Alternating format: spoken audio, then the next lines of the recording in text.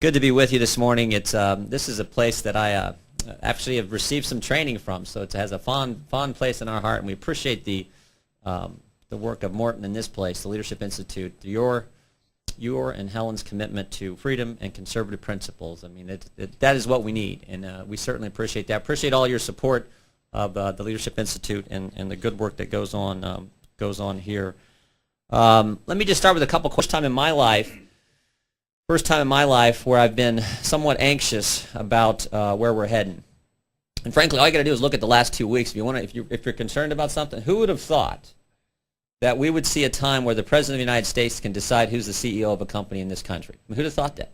And I understand GM stuck its hand out and invited the heavy hand of government, but still, unprecedented measure we saw this week where the President of the United States decides who's going to be. I thought that was a decision for the stockholders and the board to decide who's going to run the companies in this country. And then, of course, 2 weeks ago, you saw your Congress was, sticking their finger in the wind and thinking they had to do something as crazy as put a 90% tax on the. Again, AIG invited this when they took the money, but the actions of the Congress saying we're going to. I mean, frankly, I thought the tack that the Congress took. I voted against it. The tack that the Congress took was entire.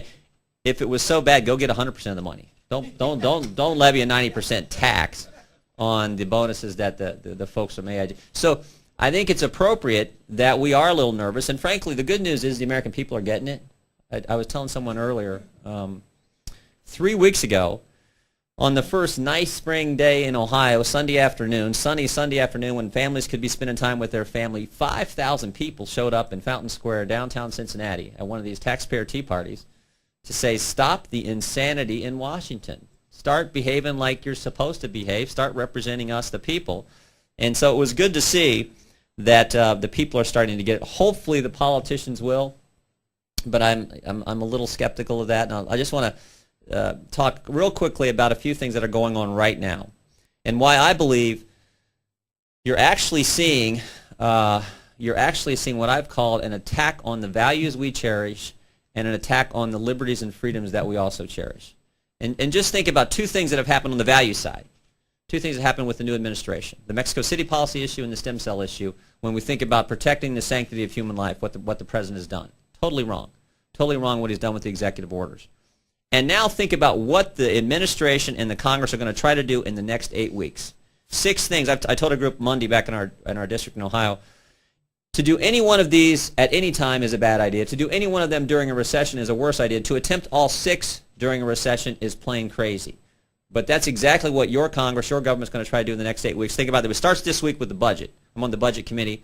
Had a vote on the budget bill last week in the committee, and this budget's unbelievable. It's going to be on the floor. Well, we'll be debating it tonight. It'll be on the floor for a vote tomorrow. I'm actually sponsoring a alternative budget as the budget task force chairman of the Republican Study Committee.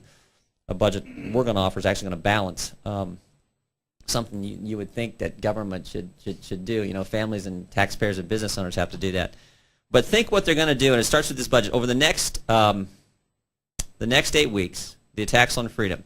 First with the budget, tax increases. Anytime you raise taxes, you are diminishing the freedom of current Americans, taking more of our money, depriving us of the opportunity to use that money on our goals, our dreams, the things that have real meaning, real significance to ourselves, our families, to our small business. So largest tax increase in history coming in this budget. Continuation of unprecedented spending. I mean, it is out of control. And you've heard all the stories. What the Obama administration and the Obama and Democrat budget will do in the next 6 years to the national debt, they will add more to the national debt in the next 6 years than the previous 43 presidents did combined. Now think about that. From George to George is how I like to say it. From Washington to Bush, we didn't pile up as much debt as our government's going to pile up in the next 6 years. The 10 largest deficits are the next 10 years. I mean, this is an attack on future generations' freedom, our kids and our grandkids, because when you borrow that much, when you spend that much, and understand this too, we always hear about tax and spend politicians. It's actually the opposite. It's spend and tax. Spending always drives the equation. You have to attack the spending.